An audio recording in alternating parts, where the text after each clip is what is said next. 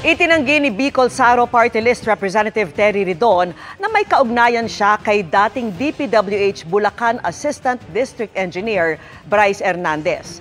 Kasunod yan ang post ni Senador Jinggoy Estrada sa Facebook ng yearbook photos ni Ridon at Hernandez.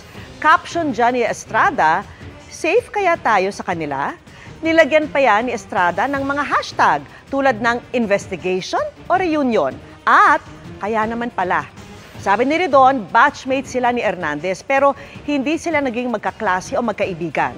Kokonsulta rin daw si Ridon sa DICT at NPC dahil nakita sa litrato ang address ng kanyang lola. We were batchmates in grade school, but he was never my classmate and he was never my friend.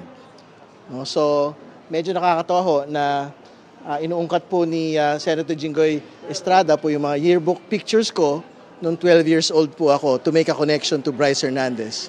There's no connection with him.